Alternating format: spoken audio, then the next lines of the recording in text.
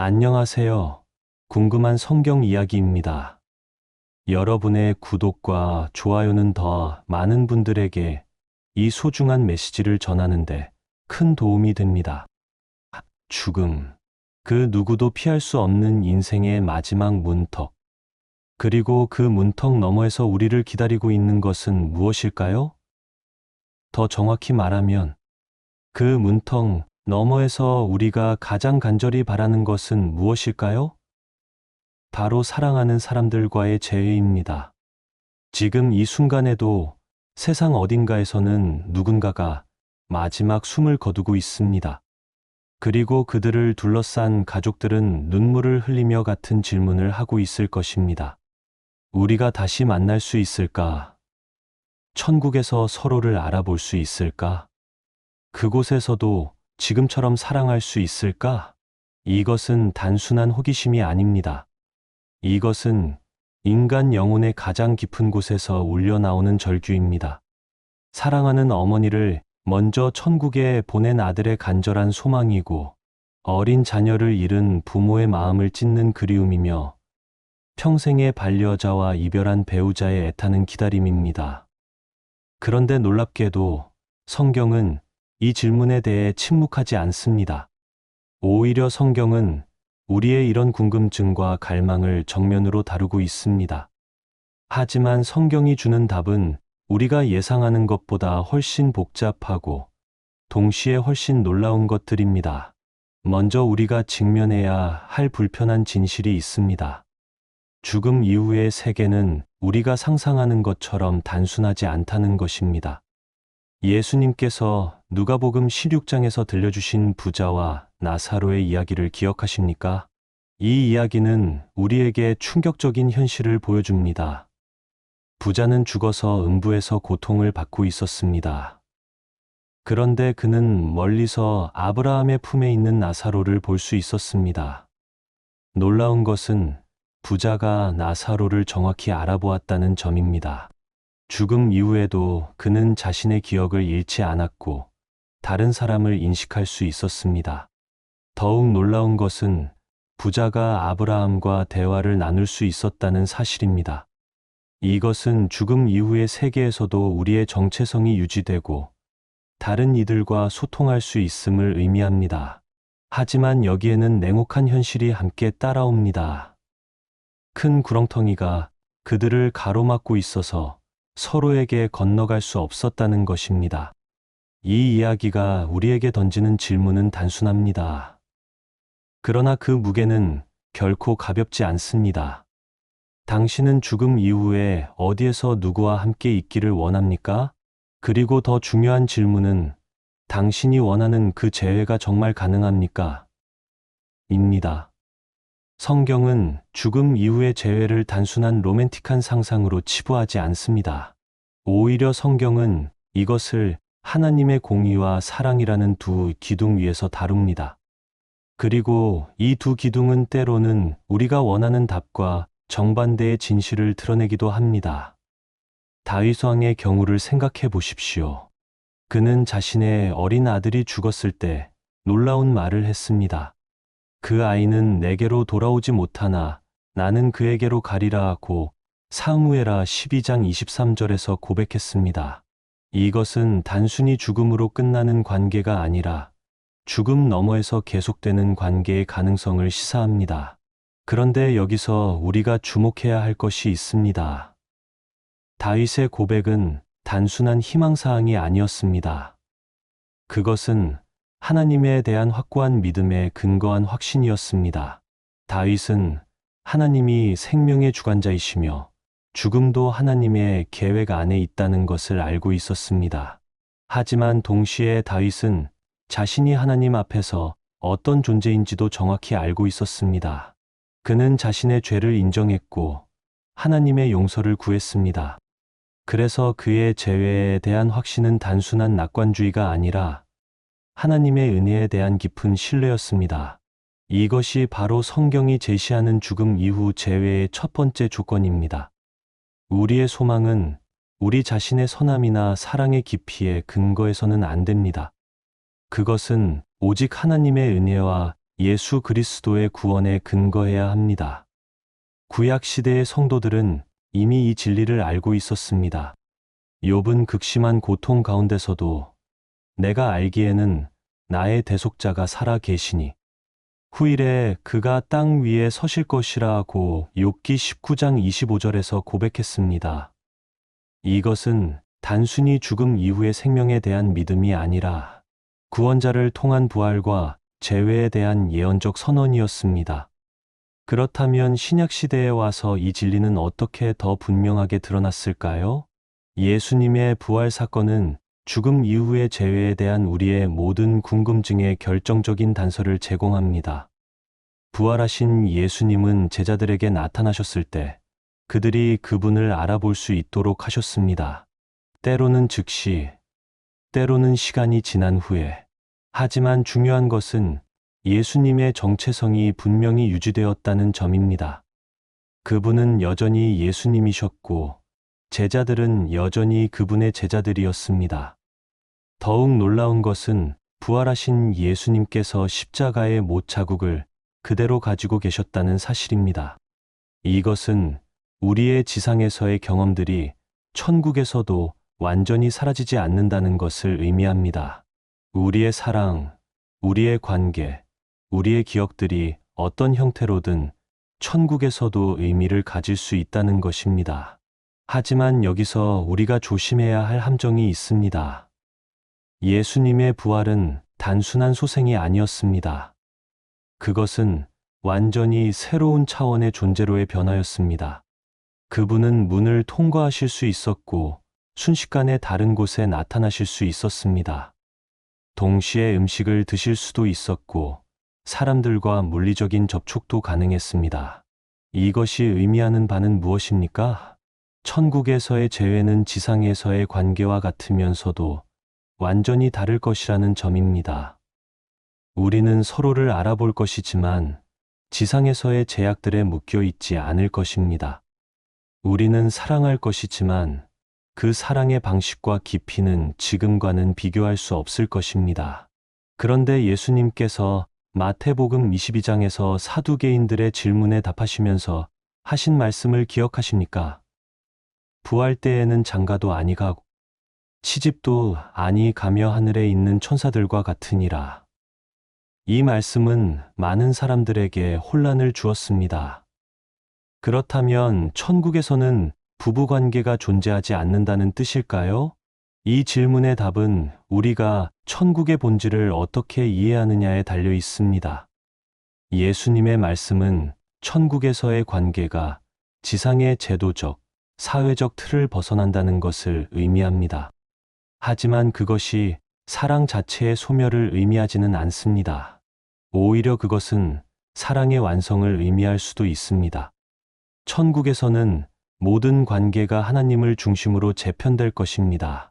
우리의 사랑은 더 이상 소유욕이나 질투, 불안에 얽매이지 않을 것입니다.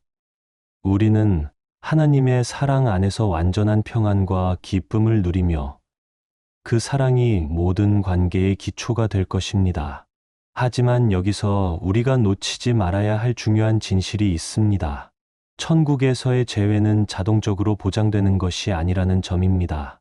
부자와 나사로의 비유에서 보듯이 죽음 이후의 세계에는 건널 수 없는 구렁텅이가 존재합니다. 이 구렁텅이는 무엇을 상징합니까?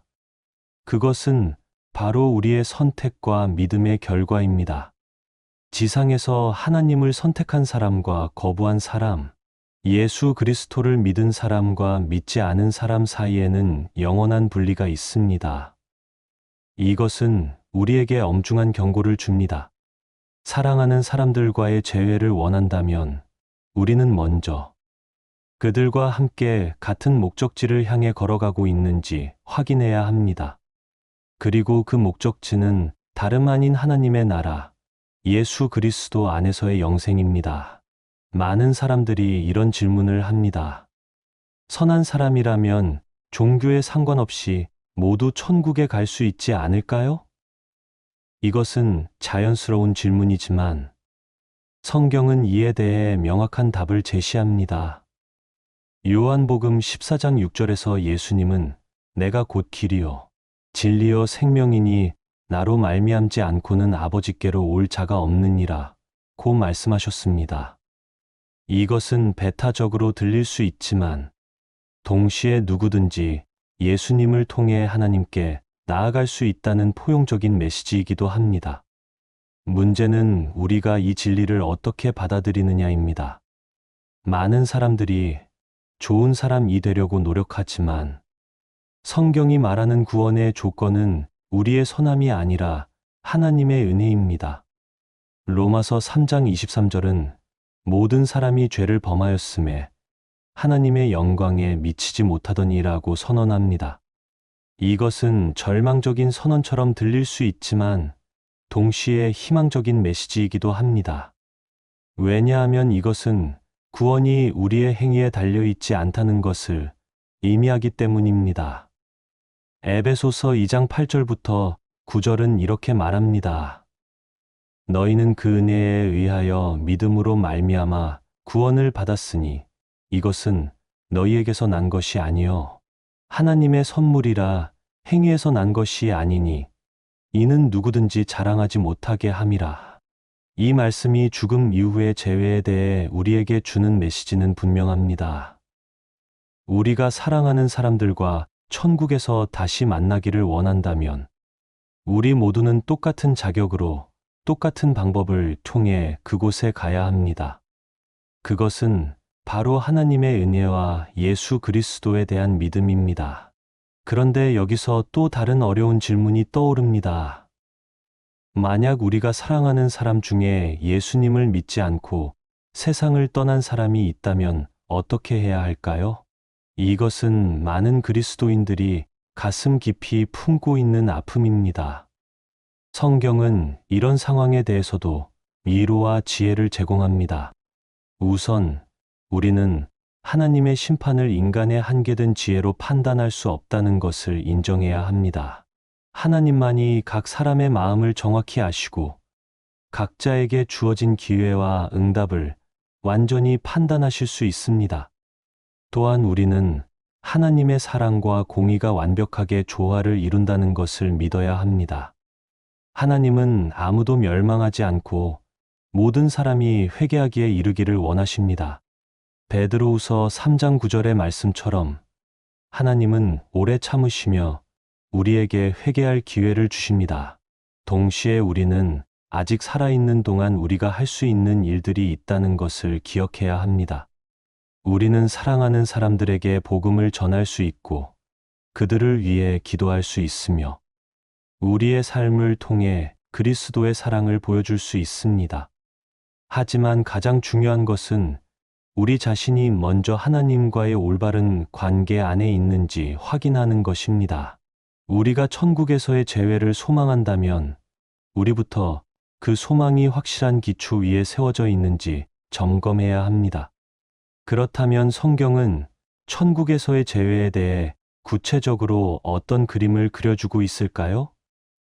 특히 신약 성경은 이에 대해 놀랍도록 생생하고 구체적인 묘사들을 제공합니다.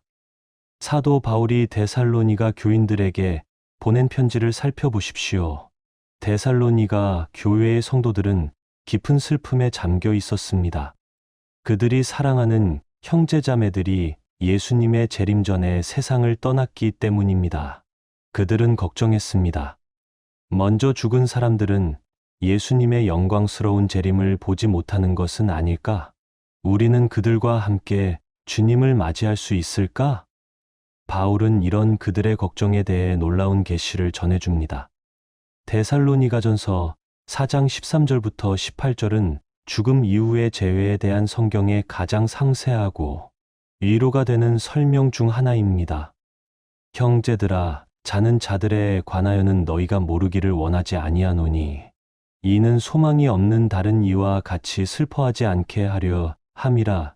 우리가 예수께서 죽으셨다가 다시 살아나심을 믿을진대 이와 같이 예수 안에서 자는 자들도 하나님이 그와 함께 데리고 오시리라.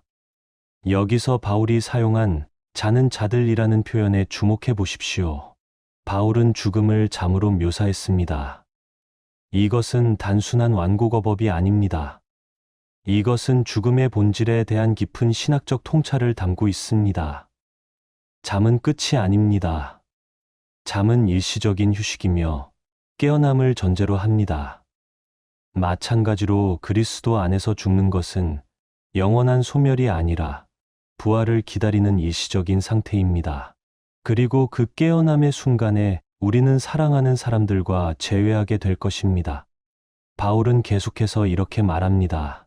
주께서 호령과 천사장의 소리와 하나님의 나팔 소리로 친히 하늘로부터 강림하시리니 그리스도 안에서 죽은 자들이 먼저 일어나고 그 후에 우리 살아남은 자들도 그들과 함께 구름 속으로 끌어올려져 공중에서 주를 영접하게 하시리니 그리하여 우리가 항상 주와 함께 있으리라.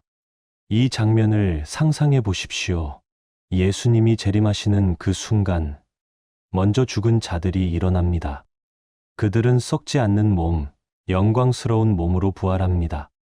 그리고 그 직후에 살아있는 성도들도 변화를 받아 그들과 합류합니다. 그들과 함께 라는 표현이 얼마나 아름답습니까? 이것은 분리가 아니라 재회를, 이별이 아니라 영원한 연합을 약속하는 말씀입니다. 바울은 이 놀라운 계시를 전한 후 이렇게 말합니다. 그러므로 이 여러 말로 서로 위로하라. 이것은 단순한 위로가 아닙니다. 이것은 확실한 소망에 근거한 위로입니다. 하나님의 약속에 기초한 확신입니다. 하지만 여기서 우리가 주목해야 할 것이 있습니다. 이 모든 약속들은 그리스도 안에서 죽은 자들에게만 해당된다는 점입니다. 이것은 배타적인 조건이 아니라 포용적인 초대입니다. 누구든지 그리스도 안으로 들어오기만 하면 이 놀라운 약속의 수혜자가 될 수 있습니다. 그렇다면 천국에서의 재회는 구체적으로 어떤 모습일까요? 요한계시록은 이에 대해 더욱 환상적인 그림을 그려줍니다. 요한계시록 21장과 22장은 새하늘과 새 땅에 대한 장대한 비전을 보여줍니다. 그곳에는 더 이상 죽음이 없고 슬픔도 곡하는 것도 아픈 것도 없습니다. 하나님께서 친히 그들과 함께 계시며 모든 눈물을 그 눈에서 닦아주실 것입니다. 요한계시록 22장 2절부터 5절은 이렇게 묘사합니다. 또 그가 수정같이 맑은 생명수의 강을 내게 보이니 하나님과 및 어린 양의 보좌로부터 나서 그 성길 가운데로 흐더라. 강 좌우에 생명나무가 있어 12가지 열매를 맺되 달마다 그 열매를 맺고 그 나무 잎사귀들은 만국을 치료하기 위하여 있더라. 이것은 단순한 시적 표현이 아닙니다. 이것은 완전한 회복, 완전한 치유, 완전한 생명을 의미합니다. 지상에서 우리를 괴롭혔던 모든 아픔과 상처, 질병과 슬픔이 완전히 치유될 것입니다. 그리고 그 치유된 모습으로 우리는 사랑하는 사람들과 재회하게 될 것입니다. 더욱 놀라운 것은 요한계시록 22장 4절의 약속입니다. 그의 얼굴을 볼 터이요 그의 이름도 그들의 이마에 있으리라. 우리는 하나님의 얼굴을 직접 볼 것입니다. 그리고 하나님의 이름이 우리의 이마에 있을 것입니다. 이것이 의미하는 바는 무엇입니까? 우리는 더 이상 하나님과 분리된 존재가 아니라 완전히 하나님과 연합된 존재가 될 것이라는 뜻입니다. 그리고 이런 완전한 연합 상태에서 우리는 사랑하는 사람들과 만나게 될 것입니다. 이때 우리의 사랑은 어떤 모습일까요? 지상에서의 사랑은 아무리 깊고 진실해도 한계가 있습니다. 우리는 상대방을 완전히 이해하지 못하고 때로는 오해하고 상처를 주기도 합니다. 우리의 사랑은 질투와 소유욕, 불안과 두려움에 얽매여 있습니다. 하지만 천국에서의 사랑은 완전히 다를 것입니다. 고린도전서 13장 12절은 이렇게 말합니다. 우리가 지금은 거울로 보는 것 같이 희미하나 그때에는 얼굴과 얼굴을 대하여 볼 것이요. 지금은 내가 부분적으로 아나 그때에는 주께서 나를 아신 것 같이 내가 온전히 알리라. 천국에서 우리는 서로를 온전히 알게 될 것입니다. 더 이상 오해나 의심, 불신이 있을 수 없습니다. 우리는 하나님이 우리를 아시는 것처럼 서로를 완전히 알고 사랑하게 될 것입니다.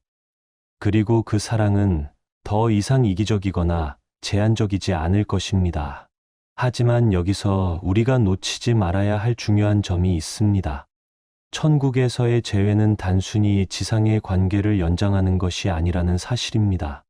그것은 완전히 새로운 차원의 관계입니다. 예수님께서 변화산에서 변형되셨을 때의 장면을 기억하십시오. 마태복음 17장에서 모세와 엘리야가 나타나 예수님과 대화를 나누었습니다. 이 장면이 우리에게 주는 메시지는 분명합니다. 구약의 성도들과 신약의 성도들이 시공간을 초월하여 만날 수 있다는 것입니다. 더욱 놀라운 것은 베드로와 야고보, 요한이 모세와 엘리야를 알아보았다는 점입니다. 그들은 모세와 엘리야를 직접 본 적이 없었지만 어떻게든 그들의 정체성을 인식할 수 있었습니다. 이것은 천국에서 우리가 성경의 인물들뿐만 아니라 모든 성도들을 알아볼 수 있을 것임을 시사합니다.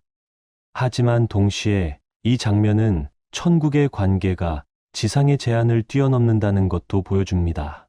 모세는 수천 년 전에 죽었고 엘리야는 죽지 않고 승천했습니다. 하지만 그들은 같은 영광 중에서 예수님과 교제할 수 있었습니다. 이것이 우리에게 주는 희망은 엄청납니다. 우리가 언제 태어났든, 언제 죽었든, 어떤 시대를 살았든 상관없이 우리 모두는 그리스도 안에서 하나의 큰 가족이 될 수 있습니다. 천국에서는 시간의 벽이 무너지고 모든 세대의 성도들이 하나의 공동체를 이룰 것입니다. 그런데 많은 사람들이 이런 질문을 합니다. 천국에서 우리는 몇 살의 모습일까요? 어린 나이에 죽은 아이들은 여전히 어린 모습일까요? 나이 들어 죽은 할머니, 할아버지는 그 모습 그대로일까요? 성경은 이에 대해 직접적인 답을 주지는 않지만 몇 가지 중요한 단서들을 제공합니다. 고린도전서 15장 42절부터 44절에서 바울은 부활의 몸에 대해 이렇게 설명합니다. 죽은 자의 부활도 그와 같으니 썩을 것으로 심고 썩지 아니할 것으로 다시 살아나며 욕된 것으로 심고 영광스러운 것으로 다시 살아나며 약한 것으로 심고 강한 것으로 다시 살아나며 육의 몸으로 심고 신령한 몸으로 다시 살아나느니라. 이 말씀이 시사하는 바는 천국에서의 우리 몸은 지상에서의 연장이면서도 완전히 새로운 차원의 몸이라는 것입니다. 썩지 않고 영광스럽고 강하고 신령한 몸입니다. 아마도 우리는 가장 완전한 모습으로 모든 결함과 한계가 사라진 채로 재회하게 될 것입니다. 어린 나이에 세상을 떠난 아이들은 완전한 성숙함으로, 나이 들어 약해진 몸으로 죽은 어른들은 완전한 젊음과 활력으로 만나게 될 수도 있습니다. 하지만 동시에 그들의 정체성과 개성, 우리와의 특별한 관계는 그대로 유지될 것입니다. 이런 소망 때문에 많은 그리스도인들이 죽음을 두려워하지 않습니다. 죽음은 이별이 아니라 더 나은 재회를 위한 준비 과정이라고 믿기 때문입니다. 하지만 동시에 우리는 현재의 삶도 소중히 여겨야 합니다. 천국에서의 재회를 소망한다고 해서 현재의 관계를 소홀히 해서는 안 됩니다. 오히려 그 반대입니다. 우리의 사랑하는 사람들과의 관계가 영원할 것이라는 확신이 있기 때문에 우리는 현재 더욱 진실하고 깊이 사랑할 수 있습니다. 또한 우리는 아직 예수님을 모르는 사랑하는 사람들에게 복음을 전해야 할 책임이 있습니다. 천국에서의 재회는 아름다운 소망이지만 모든 사람이 자동으로 그곳에 갈 수 있는 것은 아니기 때문입니다. 사도행전 4장 12절은 분명히 선언합니다. 다른 이로서는 구원을 받을 수 없나니 천하 사람 중에 우리로 하여금 구원을 받을 만한 다른 이름을 주신 일이 없음이라. 이것은 배타적인 메시지가 아니라 포용적인 초대입니다. 예수님의 이름은 모든 사람에게 열려 있습니다. 그렇다면 우리는 어떻게 살아야 할까요?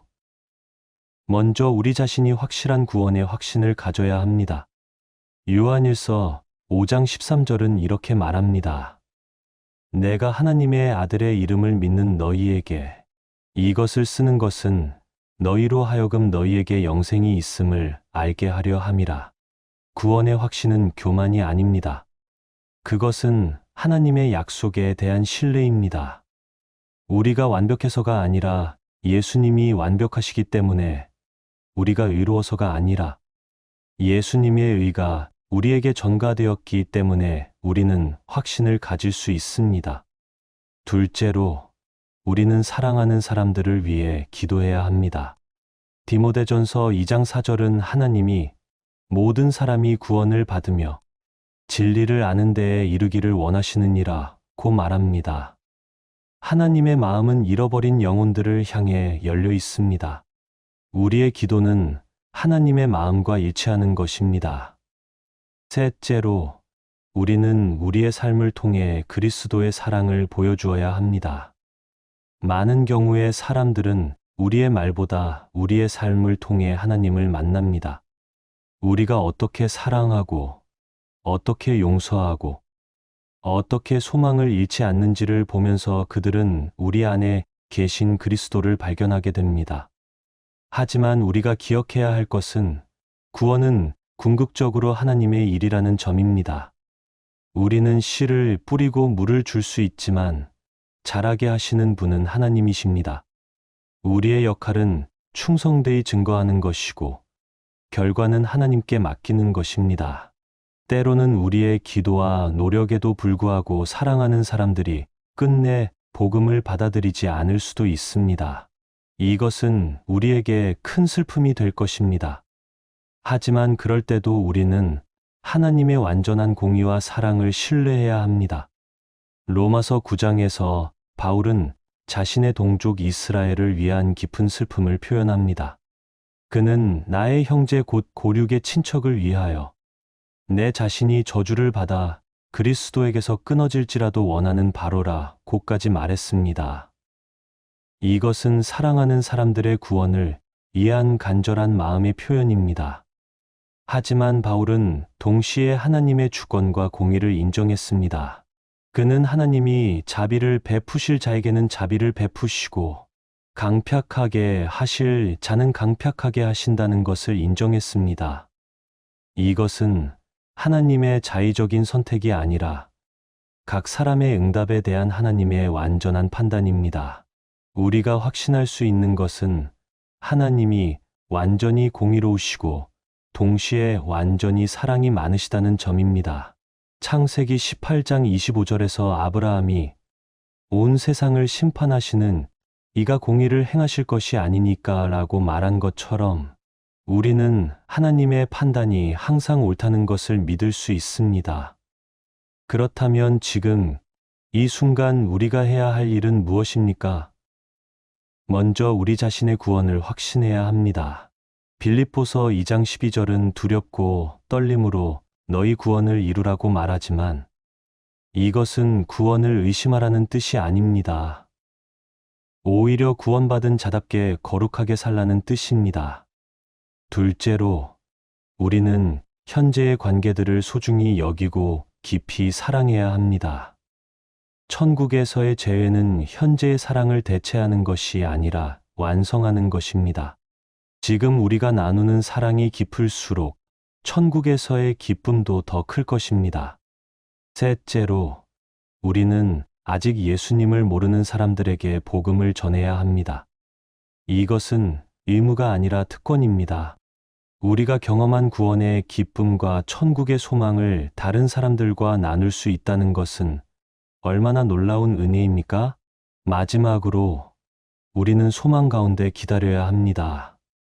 계시록 22장 20절에서 예수님은 내가 진실로 속히 오리라고 약속하셨습니다. 그리고 요한은 아멘 주 예수여 오시옵소서라고 응답했습니다. 이것이 우리의 마음가짐이어야 합니다. 우리는 이 땅에서의 삶을 충실히 살아가면서도 동시에 주님의 재림과 완전한 재회의 날을 간절히 기다려야 합니다.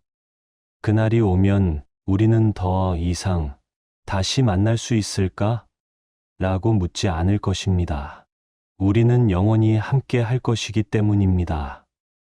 더 이상 이별의 아픔도 죽음의 공포도 없을 것입니다. 오직 완전한 사랑과 영원한 기쁨만이 있을 것입니다. 하지만 그날까지 우리에게는 해야 할 일들이 있습니다. 사랑할 사람들이 있고 전해야 할 복음이 있으며 지켜야 할 믿음이 있습니다. 우리는 천국의 소망을 품고 이 땅에서 충성되이 살아가야 합니다. 죽음 이후에 다시 만날 수 있습니까? 네, 가능합니다. 하지만 그것은 자동으로 보장되는 것이 아닙니다. 그것은 예수 그리스도 안에서만 가능한 약속입니다. 그리고 그 약속은 지금 이 순간 우리의 선택에 달려 있습니다. 오늘 이 메시지를 듣고 계시는 여러분 모두가 이 놀라운 소망의 확신을 갖게 되시기를 바랍니다. 그리고 사랑하는 사람들과 함께 그 영광스러운 재회의 날을 맞이하게 되시기를 기도합니다. 댓글로 여러분의 생각과 간증을 나누어 주세요. 함께 기도하며 응답하겠습니다.